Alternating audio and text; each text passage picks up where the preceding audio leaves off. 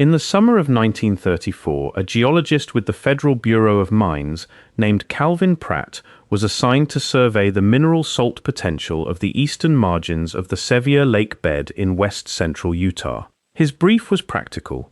The government was mapping the Great Basin's potash and sodium salt reserves, and the dry lake beds of the interior were among the richest untapped sources in the country.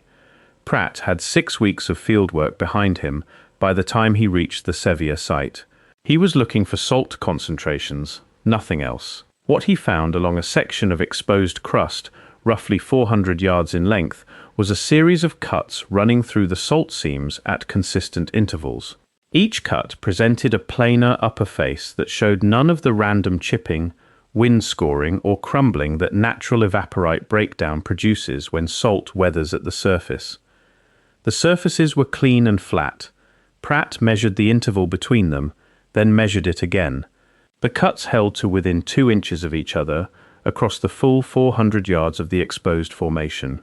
Something had worked this ground in parallel lines, at consistent depth, with a precision that does not appear in any natural weathering process documented in the geological literature of the region. He spent the rest of that afternoon and all of the following morning walking the area around the cuts, looking for debris. Any extraction operation produces loose material, the discarded and the broken, and it leaves that material at the site because there is no reason to carry debris when you are carrying the good material away. The stone hammers from the copper mines of Lake Superior, abandoned where they lay by the last crews to use them, number in the tens of thousands. At every ancient extraction site that the geological and archaeological record has opened, the waste is what survives longest, when everything else is gone. The debris is the record. Pratt found nothing. No salt rubble, no tool fragments, no fire-cracked stone, no surface scatter of any kind.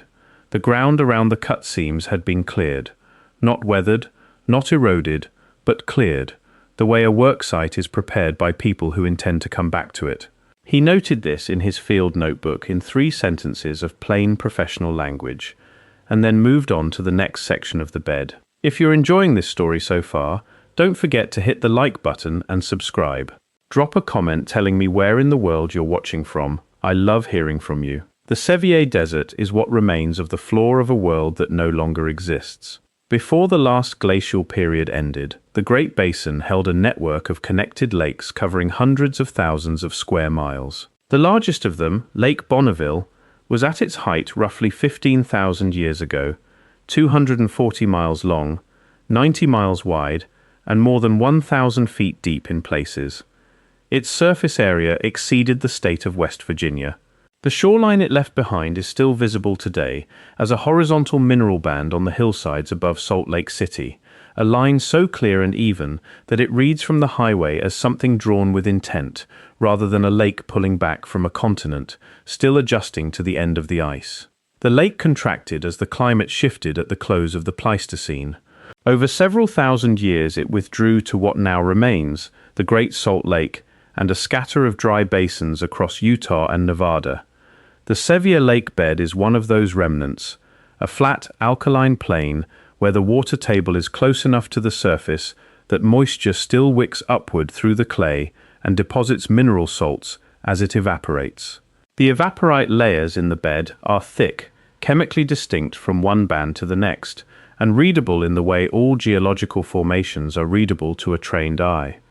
Each band is a measure of how much water once stood over that ground and how long it took to leave. The oldest of those bands correspond to periods when the lake system was still full and the basin margin was marsh and shoreline rather than cracked alkali flat. The seams Pratt documented ran to depths of 8 and 12 inches in the formation. A salt crust of that density does not form quickly.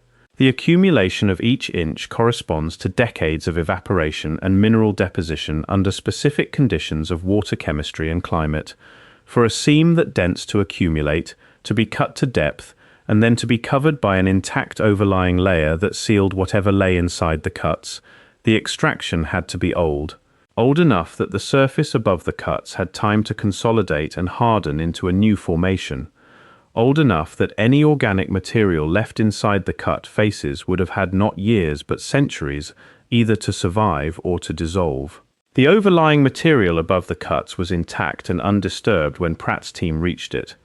Whatever had happened at the Sevier seams had happened long before any federal survey was in a position to record it. This is where the chemistry of the site changes the weight of the absence. Salt preserves.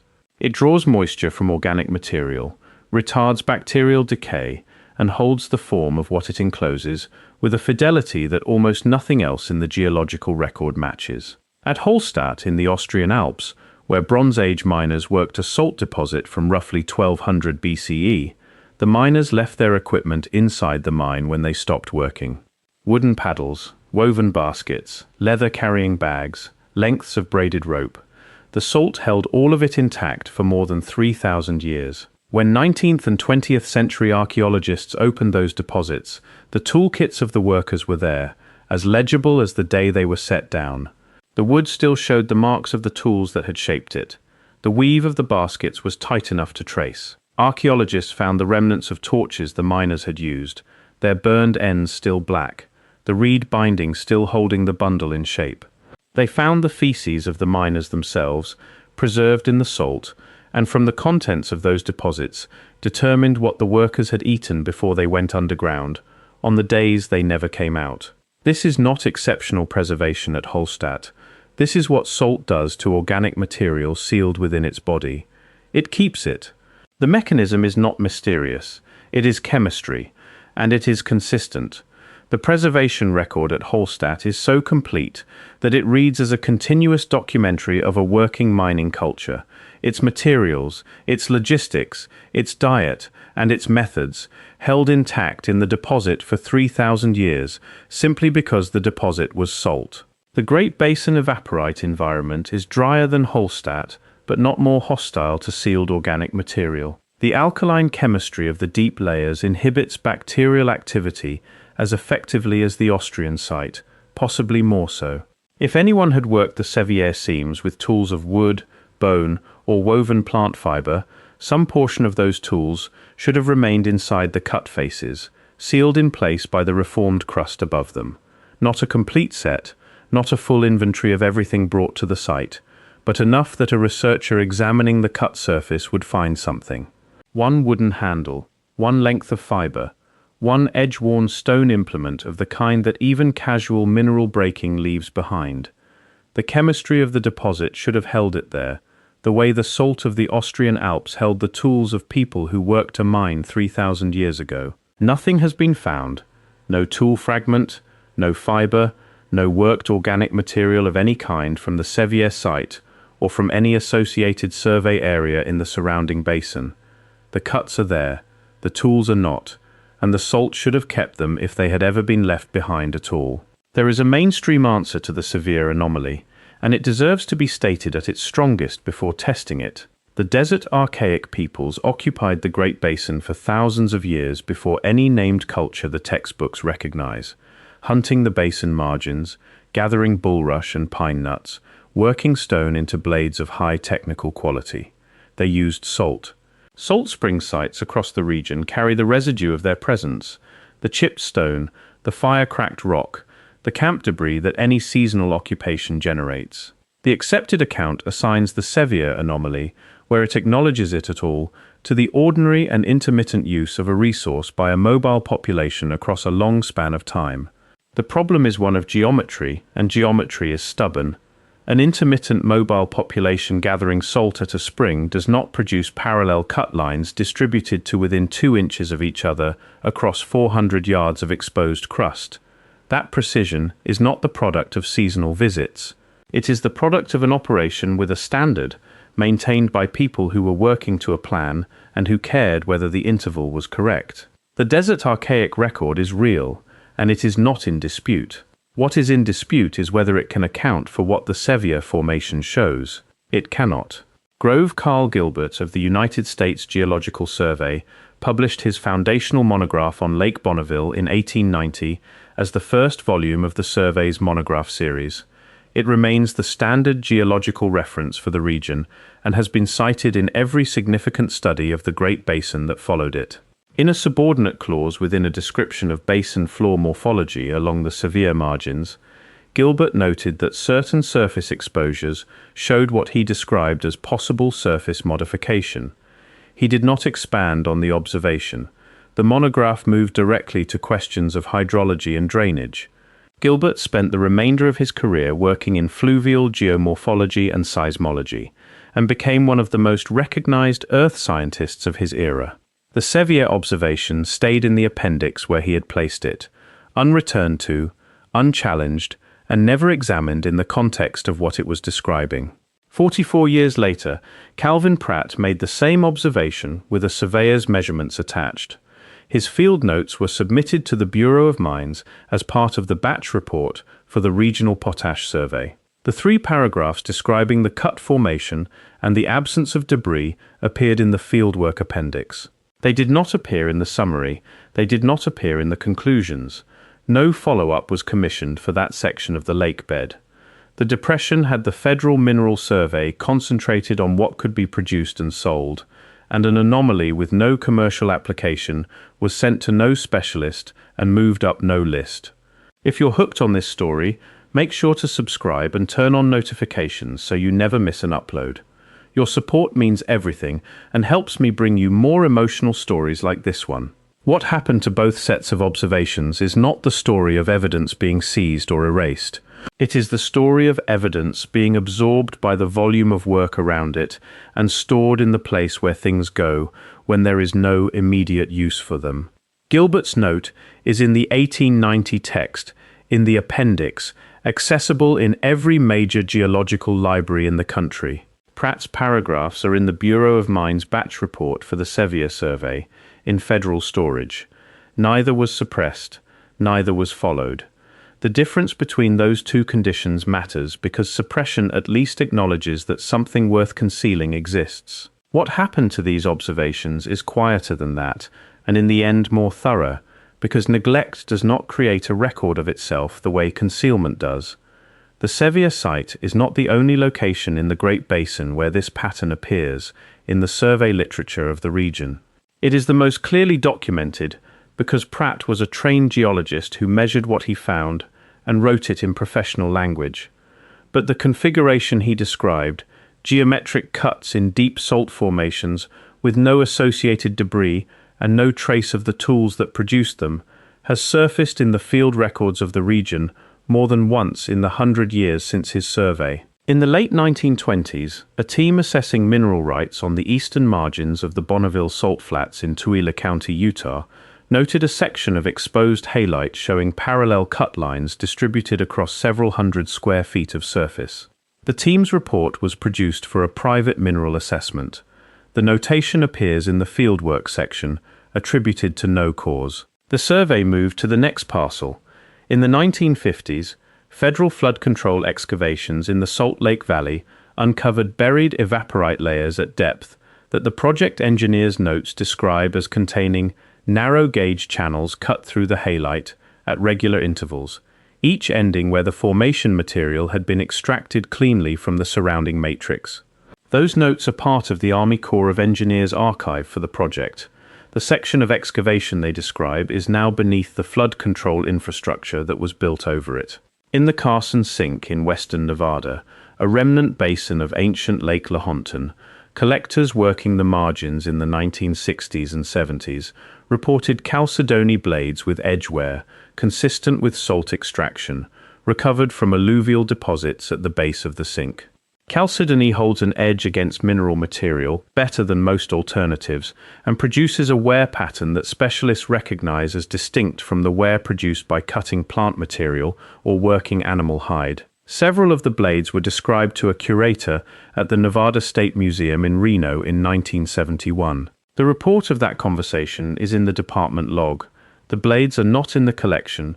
None of these sites has been the subject of a targeted investigation designed to address the question the physical record is raising. Each anomaly was noted by observers who were in the region for a different purpose, recorded in the context of a different task, and absorbed into documentation that had no category for what the anomaly described. Not one was followed up. The pattern is not in the physical formations alone. It is also in the institutional response to them, which across 4 separate sites and more than a century of survey work has been, each time, to note and move on. What the physical record is requiring, if the cuts are what they appear to be, involves the place of salt in the ancient world, and that place was not marginal. Every documented complex society of antiquity controlled salt and moved it in quantity.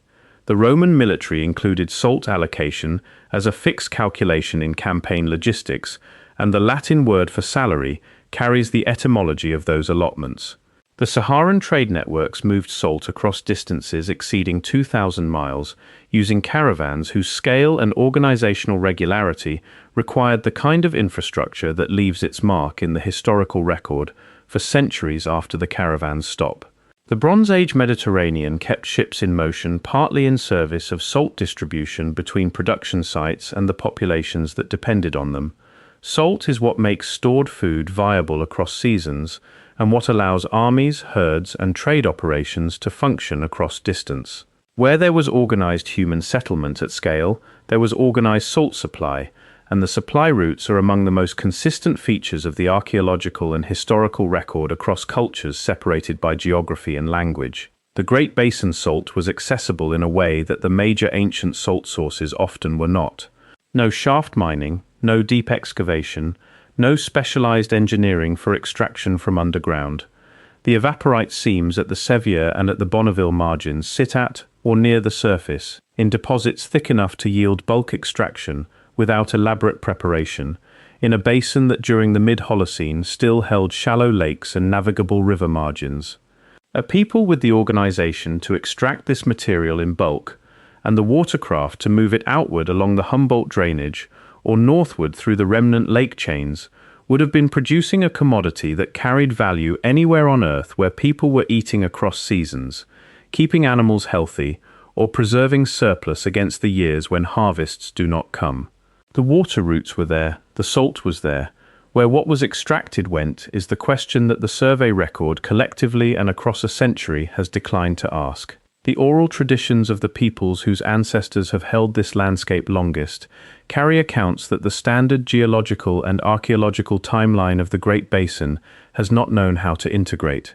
The northern Paiute accounts of the Psi describe a people who worked the basin margins with a purposefulness and a scale that the Paiute tradition remembers as organized and large in scope, preceding the Paiute in the region by a span the tradition does not quantify but holds as deep. The Shoshone oral record of the region carries accounts of a former people who knew the salt land in ways that required relearning when the Shoshone arrived to occupy what they had left behind. These traditions were not produced in response to survey literature or in awareness of what federal geological reports were noting about exposed seams in the dry lake beds. They are older than any document the region has generated. They describe in their own language and from their own direction what the ground at the Sevier and the Bonneville margins is describing in geological terms. 2 separate records, from entirely separate bodies of knowledge, arriving at the same location and the same conclusion. Calvin Pratt left the Sevier Basin in the autumn of 1934 and returned to Denver, where he continued his work with the Bureau of Mines for another 14 years. The 3 paragraphs about the Sevier cuts appear nowhere else in his published output. He did not return to the site. The formation he measured is still there, presumably, under the decades of surface accumulation the basin has laid over it since he crouched in the alkali dust with his measuring tape and wrote down what he found. 2 sentences at the end of his field entry stay with you after everything else in the record has been read. They come after the measurements and after the notation of absent debris. The entry reads, in its final lines, the formation shows no indication of natural cause. The question of origin is outside the scope of this survey. End quote. Both statements were correct. Both remain correct. The formation showed no indication of natural cause 90 years ago, and nothing in the intervening survey work has produced one. And the question of origin has remained outside the scope of every program that has passed through the Sevier Basin since Pratt packed his notebook and drove back to the highway. Not because anyone decided it should stay there, because no program has yet been designed to include it. The tools that could settle the question are not experimental. Optically stimulated luminescence dating, could determine when the cut surfaces were last exposed to light, placing the work within the human calendar to within a margin of a few centuries. Ground-penetrating radar could map what lies beneath the reformed crust, above the cuts, without disturbing the formation. Any organic material sealed inside the cut zones is a candidate for ancient DNA extraction or isotopic analysis sufficient to identify its origin. None of these require new science. All of them require one decision by one institution to treat the question as worth pursuing. The salt came out of those seams. The people who cut them took every tool they had brought and left nothing behind, no debris, no scatter, no indication of the work except the geometry of the work itself. 2 inches of consistent interval, measured across 400 yards by a geologist who was looking for something else entirely. That geometry is the argument.